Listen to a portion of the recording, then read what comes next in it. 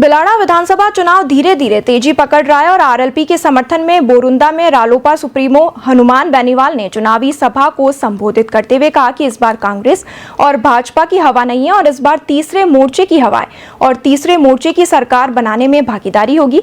जनता कांग्रेस और भाजपा के शासन को देख चुकी है और इस बार राजस्थान की जनता परिवर्तन करना चाहती है। इस बार आरएलपी और आजाद पार्टी के प्रत्याशी जीतकर विधानसभा में जाएंगे। उन्होंने कहा कि राजस्थान में कांग्रेस और भाजपा दोनों ही पार्टियों ने किसानों, गरीबों, दलित का शोषण किया और जनता की आवाज बनी। इसके लिए तीसरा मोर्चा इस बार राजस्थान में खड़ा है और इस बार जनता तीसरा मोर्चा को जीतकर विधानसभा में भेजेगी। बोरुंदा के किसानों के बच्चे किसान हनुमान बेनीवाल की हमेशा मदद करते हैं।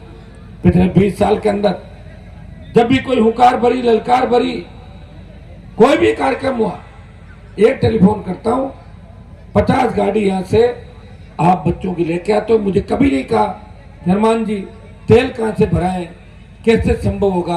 और यही परिणाम है, इसी की वजह से हनुमान बेनीवाल राजस्थान के अंदर मजबूती के साथ लड़ाई लड़ रहा है कि सबसे ज्यादा किसान के बेटों का, किसानों का सहयोग हमेशा मेरे साथ रहा।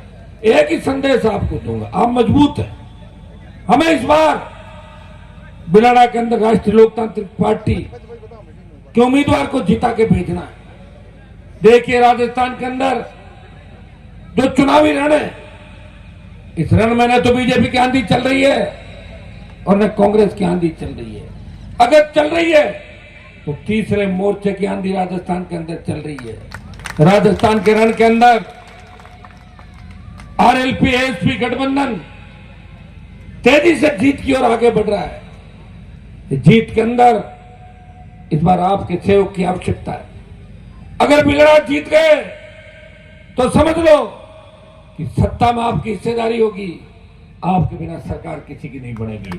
ये तय कर लो कि सर्व समाज बिलाड़ा में भाई हनुमान बेनीवाल के संघर्ष को वोट देगा, जो 20 साल से सत्ता छोड़ के सड़कों पे किसानों के सम्मान की लड़ाई लड़ रहा है, जो मोदी की परोसी हुई थाली को ठोकर मार के देश के किसानों के सम्मान में 70 दिन सड़क पर बैठ के अपने भाइयों के सम्मान की लड़ाई लड़ रहा है, जो किसान के बेटों के लिए जब सेना को ठेके पे दे दिया, 543 सांसदों के अंदर अगर किसी ने मोदी को ललकारा और जोधपुर में 2 लाख जवानों की रैली करके चेतावनी दी कि मैं आ रहा हूं दिल्ली की तरफ, तैयारी कर लो, वो आपका भाई हनुमान बेनीवाल है।